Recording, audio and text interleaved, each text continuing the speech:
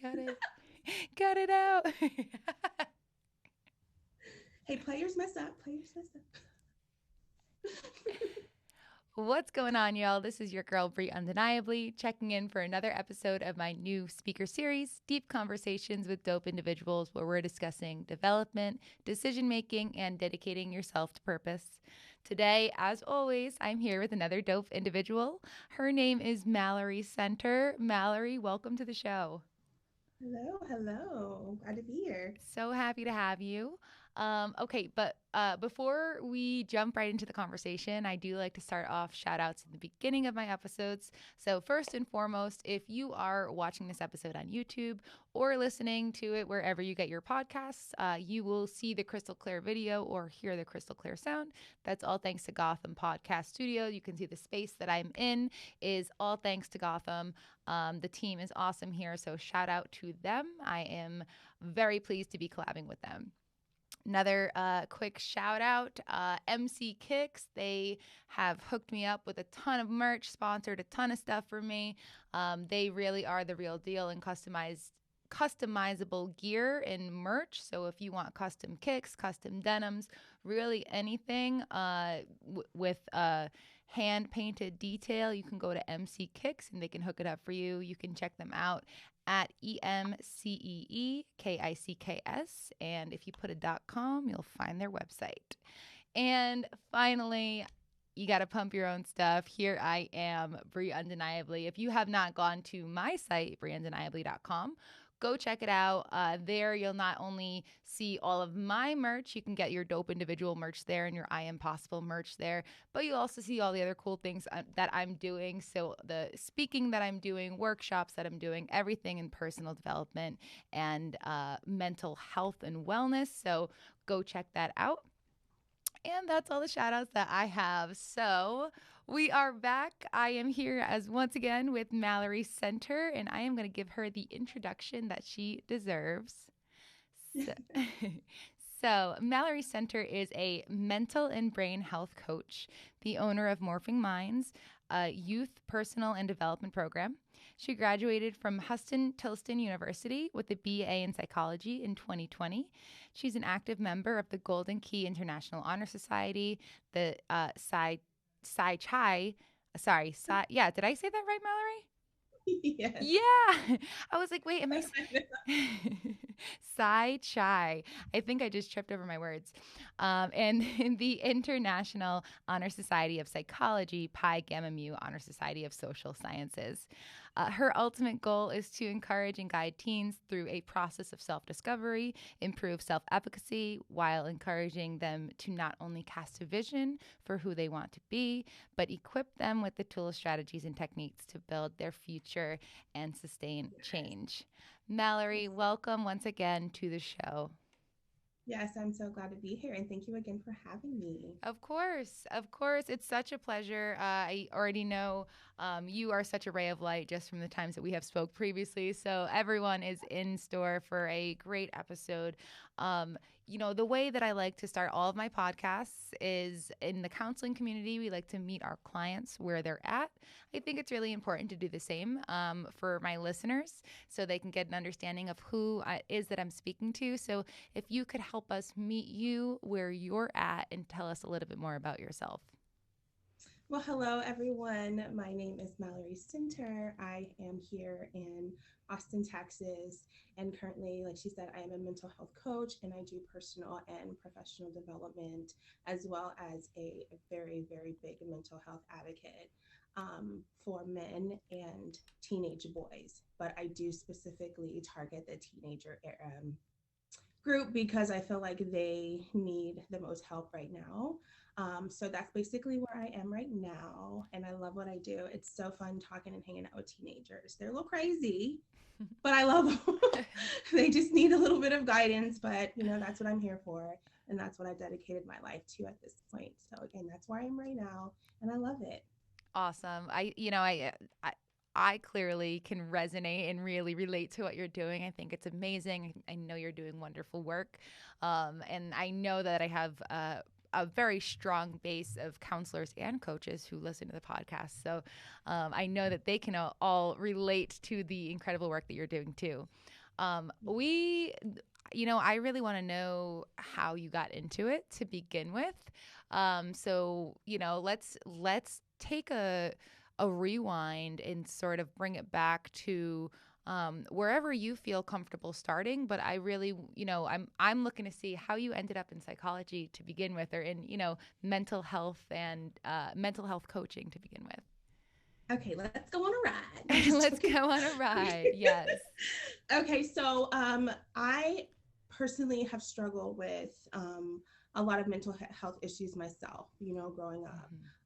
I am somebody who wasn't raised with their mom and dad. I lived with my grandmother ever since I was a little baby. My mom and dad was very young when they had me. They were at the age of 13 and 14, which is super, super young to have a child.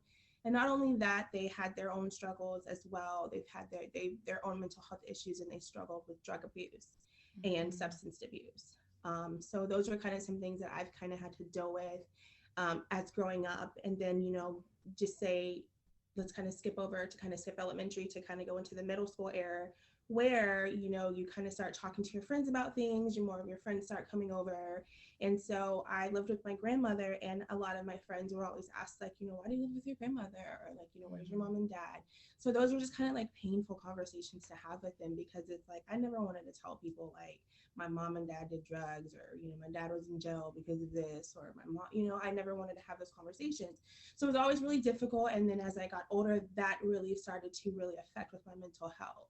And I never necessarily knew how to explain that to my grandmother, because like I lived in this gigantic house, I got everything I wanted. I was in cheerleading. I mean, I had the best of everything. So people would never necessarily know like she has these mental health struggles, or she's dealing with those things. But it was like I do, because it's like I was living this double life.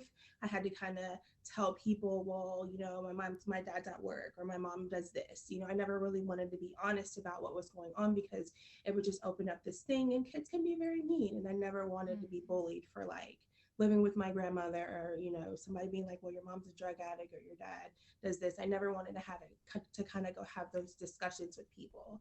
So that's kind of like where it went. And then as I got older, my mom and my dad started to come around, so I was kind of forced to kind of talk about that situation, because when my friends would come over, I lived with my dad's mom, so my dad would come, and then I would have to kind of explain those things to people, and it was just very, very, very embarrassing. And so as I got older in high school, my mental health issues struggled even more. I wanted to kill myself at one point, because I was just tired of seeing it, you know what I mean? And there's nothing that was working as far as making me feel better about it. Anybody who knows, who have kind of been through those things, seeing your parents kind of do drugs, and seeing them there not being able to take care of you and somebody else does, it's really hard. And then when you have other people, they're doing things with their families and stuff like that, and it's like, I don't even have this kind of time with my family. I can't even tell you a time when me and my dad have been out to dinner together. You know what I mean? Like where he's actually been there for my graduation, or been there for something that I was involved in. I mean, he did come, but it was just really, really embarrassing. And it was like, I don't want him there. Like I have to perform in front of like all of these people, and then I have this person here who's a trigger for me. And so just going through those things really, really affected my mental health. And I'm so grateful for my grandmother, because she put me into counseling. I started counseling when I was in 9th grade, and I did it up until my senior year because I needed it. It was just really hard for me. I was a really amazing cheerleader. I was on All-American team. So it was like I was doing these things, and then I had these mental blockages. And it was just really hard for me to focus. And it was like I was crying all the time. Like I said, I wanted to kill myself. And it was like nobody really understood why I wanted to do these things, because you're like, you have everything. You get to do whatever you want. You have more than what most people have. And I'm like, but y'all still don't get it though. I still have to face these demons every single day and look at my dad and not have the relationship with my mom that I wanted. Do you know what I'm saying? That stuff still affects me. And, I tell people all the time, like people who may have been taken away from like with CPS, or, get involved with issues to where they've been taken away from their home. I tell them, my teenagers, like, I'm you. The difference is I'm just an older version of you. You know what I mean? Like may not have been in the system like you guys were, but I still was taken away and put in somebody else's house. And I still have these issues with my mom and dad. So I relate to them a lot on that level. But at the same time, it's like I really, really feel these kids in that situation that I'm in, because it's a very hard space. And now that I'm older, I can talk about it now. But once Yes. you're in that age from like, eighth grade to like 12th grade, you don't know how to explain that stuff to people, and it's like your emotions are already going crazy. Your body's going all through all these hormonal changes and stuff like that. And it's hard. So Mm-hmm. originally, that's where my whole mental health journey kind of started. And then it kind of poured into me wanting to go to school and be somebody for myself. So I originally wanted to go to school for HR, for human resources. Mm-hmm. I don't even know why human resources. I just wanted to do human resources, and I wanted to help people. I felt like it would be fun. I could help people. I can make a difference. I could be the liaison between the people in the company, especially cultural people like myself. I wanted to be able to help people kind of grow within, professionally. So I Mm-hmm. always wanted to do some type of professional development, but I didn't know that it was going to be mental health. And so that's kind of like that's where my middle part was. Like after my mental health issues, that's how I overcame a lot of my stuff wanting to Okay. help people. I felt like if I help people, then maybe I would be able to help myself. And it worked. I didn't want to be on medication. I didn't want to have to keep going to therapy and stuff like that, although I still do. That's just where I was. And I was like, well, helping people makes me feel so good. It really, really does. Like it gives me a sense of like, I don't even know the word. It just makes me feel really, really good to help other people. It just, I don't know. I go to bed at night happy. You know what I'm saying? Knowing that I Yeah. made somebody's day, an impact on somebody's day, even if it wasn't a big thing, at least I know I made you smile or something like that, because it's like, that's what helped me. That's the fuel that I get from doing all of this. And Wow. so when COVID happened, dealing with my son and working from home, that was just a whole mental health craziness that I was dealing with, and then my son. So I really wasn't understanding what was going on. And as a parent, like, I feel we tend to forget sometimes what it's like to be a kid. We Hmm. forget about like what it's like to be a 12-year-old or a 13-year-old or a 16-year-old. We forget about those things. We forget about those things that we had to go through. Do you know what I'm saying? So it's like when we have our kids, we expect our kids to just live this life and do all of these things. And Right. then we have to take a step back sometimes, like, wait, I was dealing with some of the same things when I was 13 years old. So, with COVID and everything going on, my son was just like really struggling. And I was like, I don't know what was going on. And I was like, am I failing as a parent? Like, what is going on? Like, is it the teacher's fault? But I realized like, him being at home and this environment was not a very good learning environment for him. And it was a big change for him as well as like with the teachers. So, um, his mental health was struggling, and I don't want to say like I neglected his feelings or anything like that. I think it was just a change in everything. It was hard for me to really see what was really going on because it was just so much going on. I didn't know if I was going to have a job. It was like, what are we going to do? We were confined to our houses. Like, there was no food. I Mm. mean, it was so much going on. And then I just kind of clicked to me one day, like, Mallory, like, your son is really struggling, like, with some mental health issues. Like, you have to remember, like, you were his age at one point in time. And everything that he's trying to do and do right, like, you're neglecting his mental situation, and you're not realizing like this is all new to him, and he's trying to tell me, but I'm not getting what he's trying to tell me. And then I just kind of just took a step back and was like, you know what, my baby is really dealing with these like mental health issues, and it's not his fault. These teachers are dealing with 30, 40 kids, on the daily basis, and their mental health is probably in cahoots too, because they have all these different parents coming at them because their kid is failing classes and not doing what they're supposed to do, and we don't know how to run the Canvas system or whatever system that they have. So Mm. I'm being mad at my son and the teacher when these teachers are dealing with like 30, 40 kids plus parents. So I started to feel really, really bad about it. Like, I was like, dang, like, they're going through a lot. You know what I'm saying? Like, I can't even imagine. And with you being a counselor, like, y'all, y'all dealt with so much. I can't even like Mm-hmm. put myself in your shoes, because just dealing with that for that little bit of time, it was insanity. And just me, and I have one kid, just one. So to the people who have, 3 and 4 kids, like, it was just a very, very, very, very crazy time. So with me kind of dealing with that, and just being at home, not being able to do anything, I had just graduated.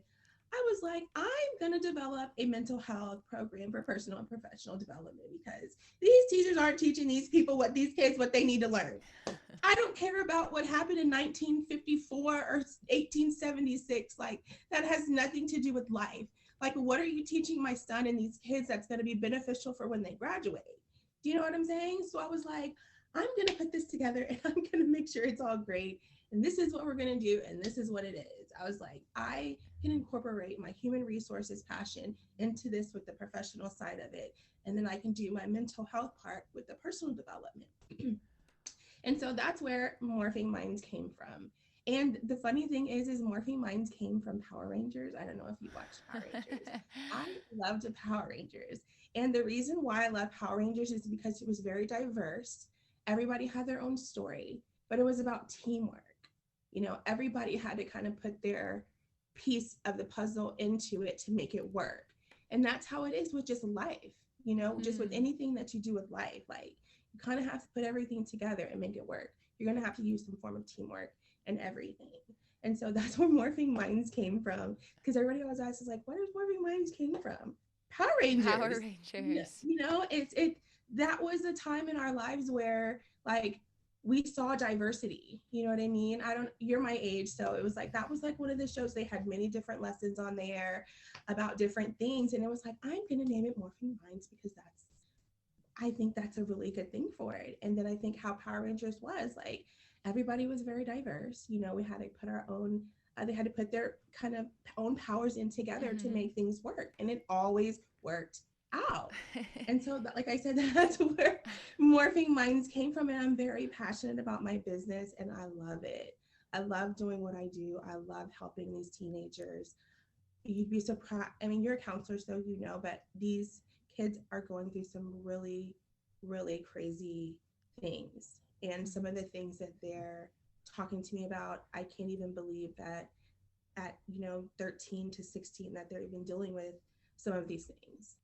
You'd be surprised. Like, you really, really be surprised. And I'm so grateful that God has blessed me with this, and this is my purpose, and I'm able to kind of live out my purpose with this. I never expected me to do something like this, which makes it even more exciting. But it's turned out really, really well. I love what I do. I can't express that. Like, I love what I do, and I love helping people. Yeah. I love making a difference in them because they need it. Absolutely. It's so clear and evident that you do have this clear passion for what you're doing and this clear love for what you're doing. And I just love when that, sort of permeates through the screen or, for me through my headphones, because it changes the game in a career to have that type of passion behind what you're doing. I want to sort of reverse a little bit, because we kind of got the whole story in a bite-sized version. I want to go back and sort of push into a few places that I want to dig a little bit deeper on or ask a couple questions. So before we really talk about the Morphing Minds program and exactly what you're doing there, I want to go back to young you again for a second. I thought there was something so interesting that you said, that it felt like you were living a double life. And that for me, it was, that really stood out, because I think that not in the same scenario by any means, but I think there's a lot of people who straddle that even today, not just as children, though as children, I know it can be really difficult because we're trying to figure out our identities as kids, and we're trying to understand who we are, and we can't make sense of the fact that, we feel like we have to hide one side of our lives from another. But I also think that there's actually a lot of people who can really resonate with that feeling in their day-to-day life. So I just, I kind of just really wanted to touch on that because I think that's an experience that if you're able to work through it, which it seems like you did. I know that you went through a process for sure that you told us about, but if you're able to work through it, you're able to sort of understand what's actually happening there and why that's happening. But I don't know, tell us a little bit more about like that experience of like being a kid and feeling like you were going sort of back and forth between these two places in life. Yeah, it wasn't easy. And, I love my grandmother to death because, she's kind of molded me in who I am today. And she's kind of helped me kind of live out that because, I would talk to her. She would ask me, well, why does this bother you? And I'm like, it's because that's my parents, Yeah. and it's like as a child, you want to be proud of your parents. You want to love your mom and dad, you know what I mean? Like you want Right. them to be there for you for specific things that you go through in life, because you see other people's parents there, and I've always wanted that. I've always wanted my mom and dad to be there, but they never could be there. So I Mm-hmm. was always wanting something I could never have. And every time I thought I would have it, it would always be a letdown. So Right. I developed. Go ahead. Did you have a Oh no, question? I'm just listening, and it's like it's sometimes it's so tough for us, especially as young people, to even understand that we can have two emotions or process two emotions, because for you it was like these are your parents, so you love them, but they've also broken you in a way that you weren't, maybe didn't even know that you were broken at that point, and that felt like you didn't love them, or maybe there was another feeling attached to that wasn't love, but you knew that love was there, but it didn't feel like the love that you were seeing with all the Exactly. kids around you. Yes. So it was always very difficult, and my grandma, she did the best that she could, and she did a really Yeah. good job.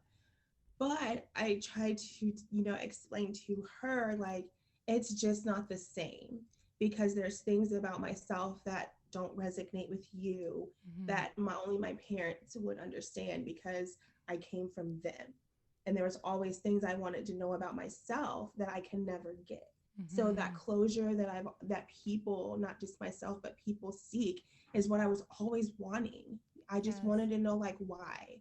Like, do you love me? I mean, I know you may love me, but like you're not showing me that you love me, Mm-hmm. and it's like, how could you not want to be a part of your child's life when she was one of 10 cheerleaders at a 5A school, which is like really good. That's a lot of kids. Yeah. She was an all-American cheerleader. I mean, I did so much stuff. I was at the top of my class. Like, why wouldn't you want to be a part of that? Mm-hmm. And I didn't necessarily know how to ask for that. So I just developed and I blocked it all out. And I just imagined them not being there. And I know that wasn't the best thing to do. But for me, I just imagined that they were dead. I know that's kind of harsh, but I did. That Yeah. was my coping mechanism. And that's Mm-hmm. why I needed to go to counseling because I needed to stop wishing that on them. Mm-hmm. Because as I got older, I realized like it wasn't their fault they had the disease. They had something that they had no control over. But me being at that age, I didn't understand that. And it hurt me to the core to where any kid is just as mean like that. Well, I just wish they were dead, or I just wish that I wish they weren't my parents. I used to say that a lot of the times because I was hurting. It used to bother me a lot because, as you get older and you start like when you're in middle school and stuff like that, you do a lot of projects and stuff where you have your parents and stuff involved. Mm-hmm. And so that just was really hard for me. I never could really be honest about that. And so that's where the double life started, Right. you know, having to kind of like block that out and create a whole different persona because I couldn't just say, like, this is what it was. No, because that's not really who I was. So I had to develop somebody who I was. And that's when the double life started, and I just started catering towards my grandmother Mm-hmm. and just making up things as I go. I mean, I think I would lie at some point and be like, man, my parents are dead or something like that because I never wanted to talk about it. Right. Or my dad did go to prison and stuff like that. I would say like I never talked to my mom, like all these different things because when you're a kid, you do that, Right. especially when it's a part of you that hurts. You start creating these different scenarios in your mind to make you feel better. Right. And then my grandmother was like, you got to stop doing that. And I'm like, why? You know what I mean? It made me feel better. And I know it wasn't right now, but then I didn't, Right. and I just would be like, well, this is what it is. And this is how it's going to be. And then it got worse when they started coming around as I got older, because then it was like, now I have to face it. Oh, Now I have to yes. deal with Okay. them Whoa. being here and those triggers. And that was really hard for me. And that's when the suicidal thoughts came, because it was just really hard to try to develop that relationship after you've already kind of like suppressed it so deep within yourself. And then it's like these parts of you that like you hide, that you never want to come back. And then Mm-hmm. they come back, and then they make you rage, and then it makes you do these things that you don't want to do. Your character changes. All this crazy stuff started happening to me. I just was a totally different person. Like, I was a really good person whenever my parents weren't around, but I became this really self-destructive person when they came around. So Wow. it went from like an angel to like a devil. Like, it was like no in between. And I hated that because I had no control over it. And so, Right. like I said, and then that's when the counseling started, because nobody ever really understood, like, why did she go to these extremes? But then that's what it was. They were my Right. triggers. Right. They triggered me to the point to where I would run away. It'd be 3, 4 o'clock in the morning, and I would run away because I hated my dad. I Mm. hated him. I love him now, but back then, because it was like, why are you doing this? Right. Like, why can't you just love me? Why can't you just support me like most dads? And And I would have these conversations with him, but he was just so out of his mind. Like, he didn't know, and he still doesn't to this day. But as I've gotten older now, it's like I have to change who I am and accept him for who he is, because he has a problem, so that I can deal with him now. But back then I didn't, and I hated him. And I hated that I had to create these two lives and be these two people. And I didn't even know that it was a bad thing. I yeah. didn't. I thought it was normal. I thought like this is what it was, and it wasn't. Yeah. You know, I wanted to I wanted to bring back the just sort of bring back that relationship with your parents, because I want to draw a couple of connections that I think I know that I believe you and I have spoke about prior to, but I kind of want to bring them up here. So you mentioned a couple times that you didn't get sort of these answers that you were looking for, and then sort of simultaneously you started going to counseling because you realized, or your grandma realized, you needed more support than what you were getting. You needed to be able to help iron these things out and figure out what was happening. So I'm just taking those experiences and connecting them to your relationship with your son, and your relationship with your son specifically when you saw him struggling during COVID, during when he wasn't at school. Do you feel like um, you as a parent try to ensure that, one, you can give him all of those answers that you feel like he deserves, and two, you might have seen yourself in that struggle that he was having and you wanted to do everything that you could to help? Yes, I saw myself in that situation. Mm-hmm. And that go back to this when, my grandmother, she was great, but when you have your actual parents, it's more relatable. Do you know what I'm saying? Because Mm-hmm. they came from you.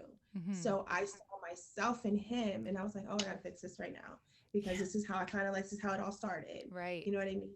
And I never wanted my son to ever feel like I was never there for him, or his mental health issues. And since I do struggle with mental health issues, I didn't want to neglect the fact that he could possibly have it too, because Mm-hmm. that is my son. You know what I mean? And so Absolutely. I really, really try my hardest to pay attention to the signs, to be there, whatever questions or anything that he has, I let him be him. I created a safe space for us to talk. So if he has anything to say about the way that I'm parenting, or his dad is parenting, he has, a space to talk about that and respect his feelings. That's something that a lot of parents don't do. And I pride myself on that. Like, I let my son tell me, like, Mom, you were rude this day. Or, Mom, I didn't like how you said this to me. or mom, this, I didn't like that. I give my son the Mhm. opportunity to say that. That's something that my grandmother did to me. She let me have feelings. She let me tell her how I really was. And that's why I love her to death. And that's how who she molded me into today. And I do that with my son. And he talks to me about everything. I mean, everything. And I'm so grateful because I didn't start talking to my grandmother about everything until I was in like high school. You Mhm. know, so for him to be 13, going on 14, and him to have these conversations about girls, about his privates, about his, you know, everything. He can come and have those conversations with me, and I love it. And I encourage other parents out there too. You guys create a safe space for you and your children. Like give them the opportunity to tell them how they feel about you, or how they feel about you disciplining them, because we could be a big part of their mental health issues, and that's something that we don't want to do, because it's easier to fix it while they're younger versus to fix it as they get older, because you don't want them to carry those bad habits into adulthood and start being this person because they were never able to express how they felt and their feelings were never respected. So I really try to give my son that opportunity to do that. I love what you're saying just about like this parenting transparency with your kids. And though I am not a parent yet, I think that it is so incredibly important to give our kids the floor.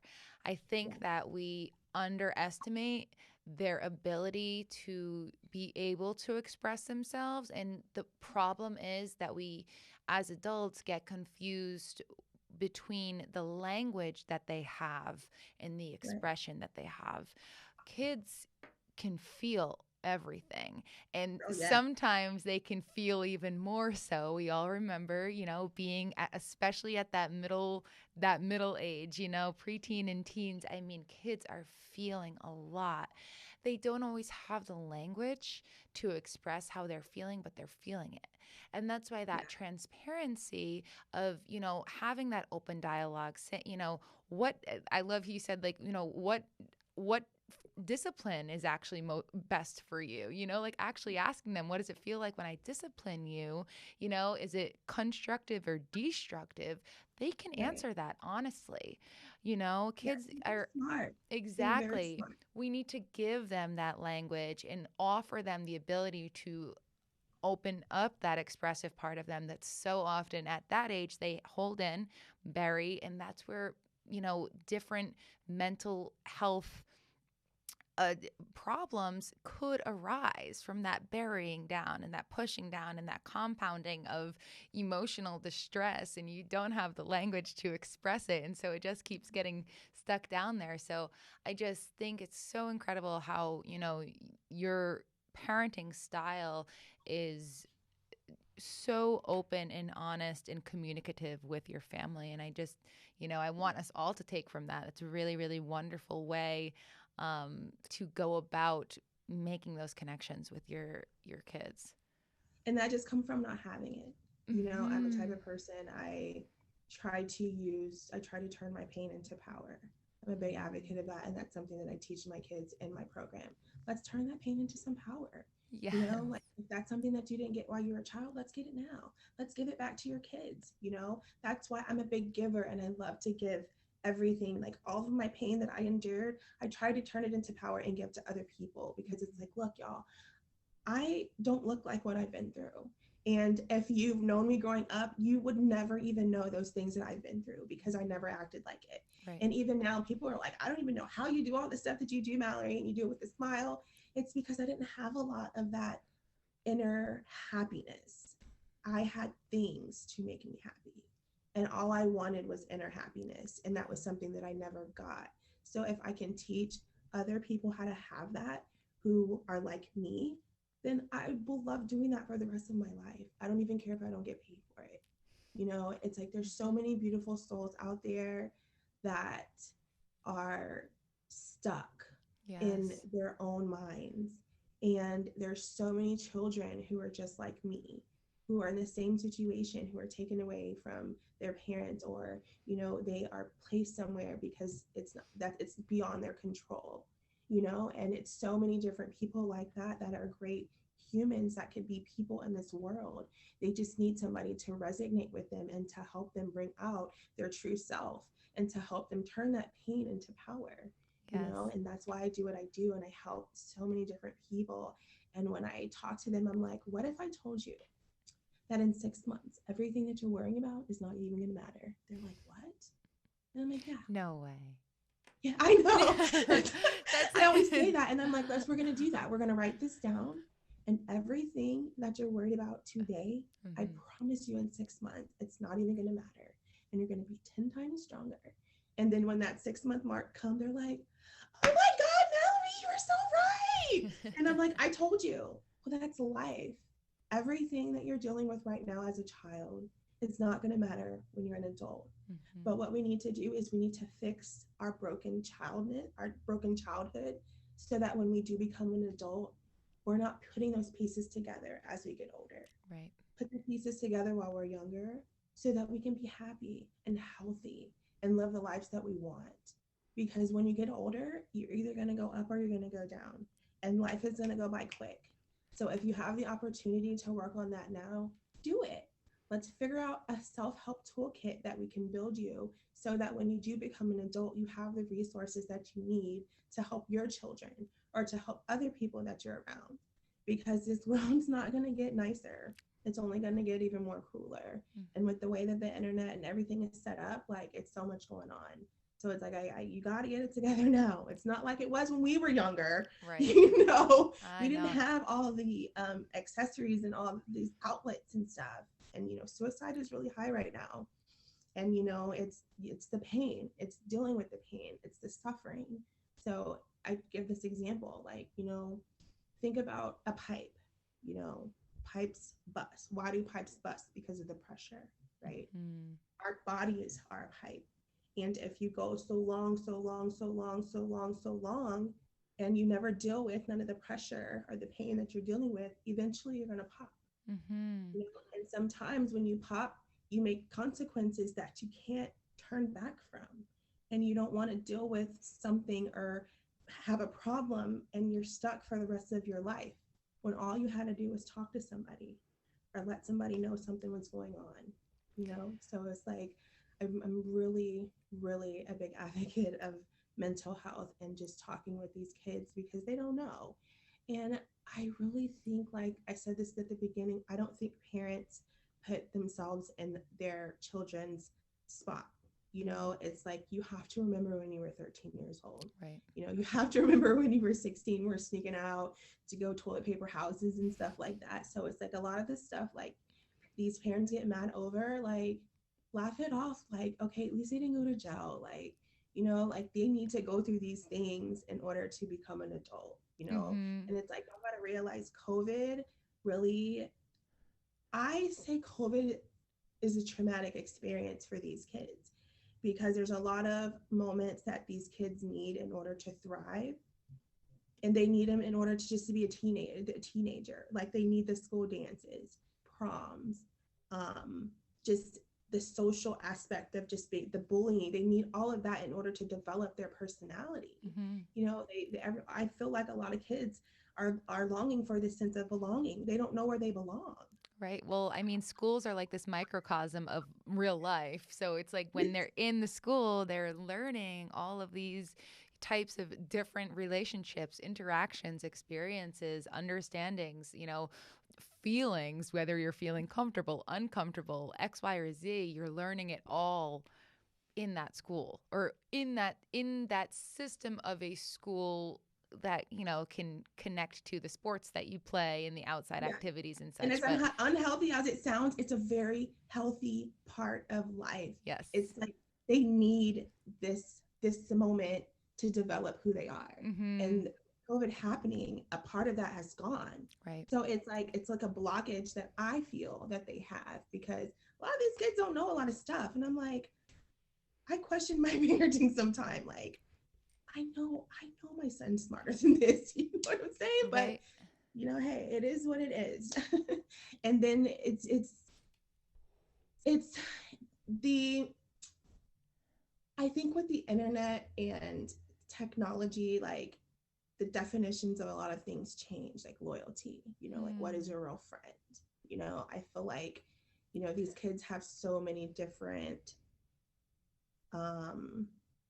pressures to kind of deal with. they don't even necessarily know how to deal with them. And they don't have a lot of resources to kind of show them what that is. Like for us, we had Saved by the Bell, we had all these different kind of shows, Yeah. to kind of watch, to kind of see like what school was like. These kids, they don't have that. So it's like they don't have anything to kind of give them an idea of like what school is like. We had stuff to kind of show us and help us. And they don't. And I feel so sorry for them sometimes because some of the things that they're dealing with, I feel like they've grown up faster than what they need to. Right. Like they're put in these adult situations, and their like teenage years, it's kind of like a blur, kind of, Yeah. because I don't know how it is in New York, but like right now they're having a lot of issues with teachers and the kids kind of bullying the teachers. The Hmm. kids are bullying the teachers. What the heck? Yeah, I know that Whoa. is absolutely crazy, absolutely nuts. And I'm like, but that's just how it is. I mean, it just, there's not enough. I think that the teachers are just dealing with so much, and they need some type of counseling to kind of deal with what they're going through. And I don't think that a lot of the schools are providing that. And then the kids, the kids are just being themselves, like all the challenges that we've seen over the courses of this with the shootings and all the different things. It's like, why are these kids doing this type of stuff? Like what is giving them to the mental like stability to even want to do things like this? Right. Whenever we were kids, we were just trying to hang out with our friends and, you know, drink or something like that. You know what I'm saying? Now these kids are trying to pop pills, be rude at school, do these challenges, all this type of stuff. And it's like, what is possessing them to do these types of things? Is it because they don't have the guidance? Is it they don't have the right role models? I think there's enough stuff out here for them. But it's like, if we don't get a hold of these children now, it's not going to be pretty You, in the future. I would argue to say that a huge point of influence for especially teenagers these days is social media.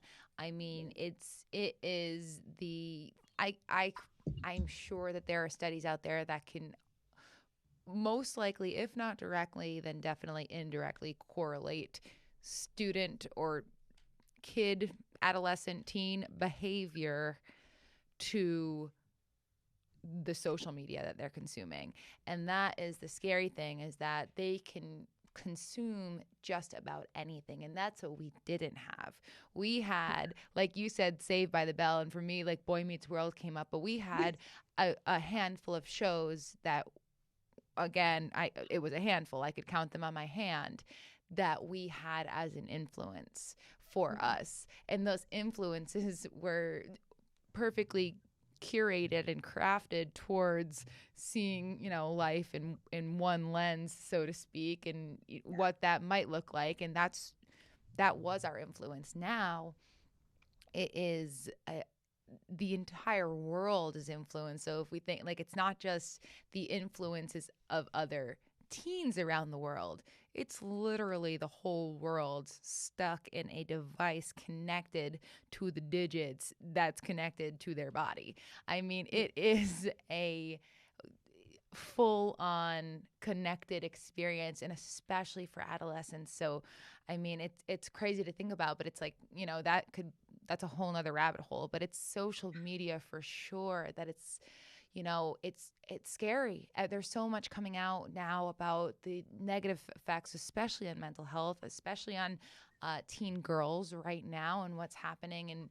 But teen boys, 1,000,000% are not off the radar in any way. And those behaviors, they just develop in really maladaptive ways for people who are still developing their brain.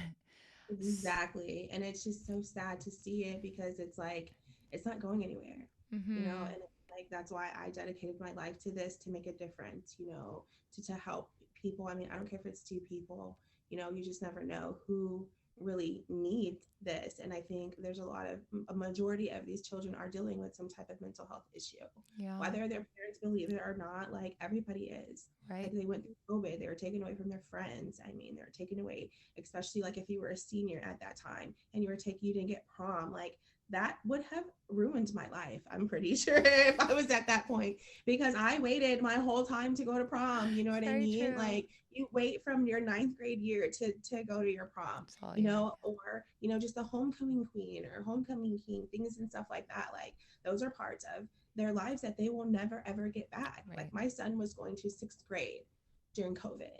Like sixth grade is like a pivotal year I for like your know. teenage years. You know what I'm saying?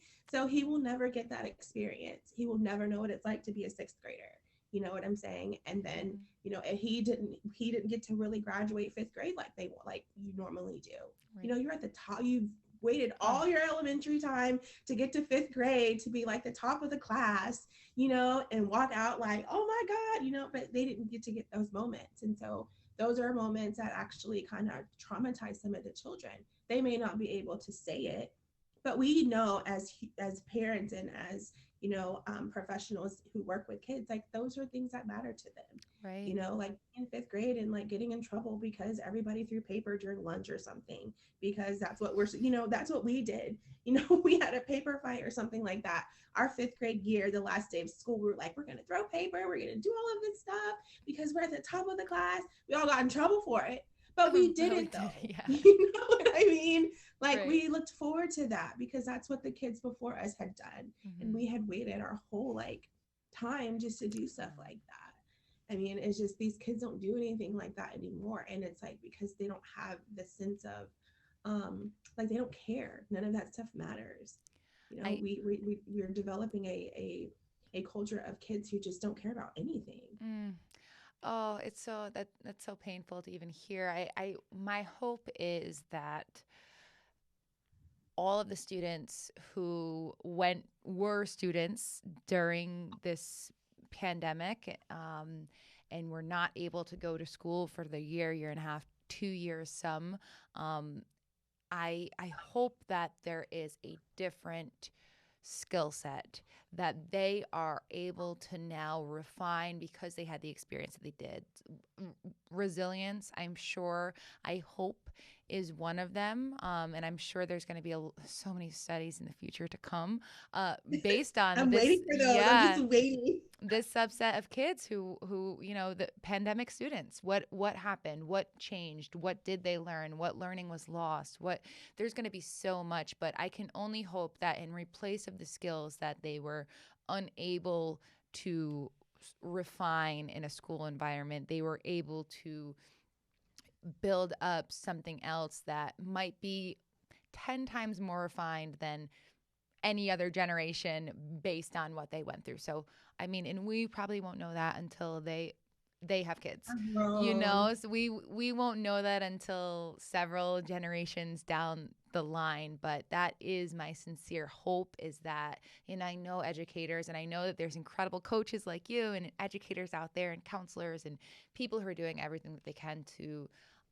ensure that that is happening. But we just have to go, do what we can with what we have, and have people making impact like in their corner of the world. And if we have everyone in their corner of the world doing impactful things as with our young people, then we are building up a community of resilient and perseverant Yeah. individuals. Um, And I think it needs to be talked about a lot more. I don't think people are having enough conversations about it, mhm. real conversations about it. I think they're just kind of like bypassing it. Like, no, it's a real thing. This is really going on. I mean, you may not see it. You may not care to see it because we as parents, as an adults, we may be going through our own mental health struggles just with everything that we're dealing with the pandemic and stuff like that. But it's like, okay, we're strong enough to handle us. We Mhm. have to focus on our kids now. And I think these are conversations that need to be had just so we can make people aware, so we can bring down the suicide um, for kids. Right. We can reduce some of the mental health struggles for some of the kids and stuff like that. Yeah, oh, there's so much power in what you're saying. And it's in your hands, Mallory. It really is. It is in your hands. That type of impact and change is in your hands, and you're doing it for sure. Um, yes, of course. We are winding down here. We're in the last 10 minutes, so there's a couple things I like to do in the last 10 minutes or so. Um, first, I have a big question that I ask everyone at the end, and then we're going to do a rapid fire round. Then I'm going to leave you the floor one last time to just let everyone, leave everyone with their final thoughts and where they can find you. Okay. So the big question, which I already think you've answered through and through, just not directly or definitively, but I love to understand your view of purpose and how purpose is really infused in what you're doing today. Now, we do have to be mindful of time, but in a few sentences, what is purpose to you and what you're doing? Purpose to me is basically just living out your gift. What gift Mm, did God bless you with? I love What gift that. did you have to empower people? And what gift do you have to give back to people? That's what purpose means to me. That's so beautiful, so simple and well put. I love it so much. Living out your gift. Amazing. Thank you for that. All right, we're going to do a quick rapid fire round, and then I'm going to leave you the floor for some final thoughts. So, in the beginning of the podcast, I mentioned that we were going to be discussing three things: development, decision making, and a dedication to purpose. We certainly covered all three of them. Your story is so powerful. You are so powerful, and I'm so happy to have had you here. I want to just kind of jump back into those three pillars and do a little rapid fire. So, the first one's on development. Currently, right now, in this very moment, are you working more on personal development or professional development? Personal development. Personal development. Awesome. All right. The next one's on decision making. I'm going to give you the question and also a little bit of a follow up. So, decision making, when you make your decisions, do you make them based on choice, meaning you follow numbers or analytics, or guiding voice, meaning you follow gut, intuition, spirituality, or something else of the sort? Definitely guiding voice. Guiding voice. Yeah. I'm finding a lot more of my guests lean into the guiding voice side than the choice side, and sometimes it's a little bit of both. But you know, the way that I think it's actually a cool way to think about that question is: do you reach decisions, or do decisions reach you? And you know, so do you make the choice that this is it because that's what the numbers say, or does this decision come to you through, you know, some other force of the universe? Mm-hmm. Okay, and the last one is a dedication to purpose. This one I am super intrigued by. When is dedication to purpose a singular sort of pivotal moment in time where you have that moment and then it's just go time, or is it a daily practice? I think it's a daily practice. It's Mm-hmm. definitely a daily practice. It's Yeah, not something that is a single thing. I think it's every day. You every know, day. you're blessed with the gift every single day. And if you're living out your purpose every single day, something is happening every day, Okay. every second of the day. Yes. You have those aha moments all the Mm-hmm. time. Yeah, that's a great way to put that. Okay, Mallory, we have just a couple minutes left. Please leave everyone with your final thoughts, and then also let everyone know where they can find you, the names of your programs, and everything, so that they can get in touch. Okay, just some of the final thoughts is just to parents, guardians out there, please pay attention to your child's Mm-hmm. mental health. If you need help with those types of conversations, please feel free to reach out to me. The best way to reach me is Mallory underscore Morphing Minds. That's Mallory underscore MorphingMinds on Instagram. Please reach out to me if you notice any changes in their behaviors or anything like that. If they were a happy child and they're just kind of like in their room and they don't talk, that's a problem. Mm-hmm. So please don't neglect or ignore any signs like that, because suicide rates are really high. And with them having access to the internet and so many different things, there's people out there promoting suicide and having them do things that are very inappropriate for them. So please do not ignore those signs. If you have any questions, please feel free to ask me. There is no dumb question. I'm always open. My door is always open. So just come knocking and I will be there. And for parents too, if you're struggling, I don't mind talking to you either. Being a parent is hard. I know that I'm a parent myself, and even though I am a mental health coach, I still struggle with it sometimes. It's an everyday thing. So just know I'm here to help you guys. Please reach out to me, or please reach out to somebody that can help you. Don't ignore the signs.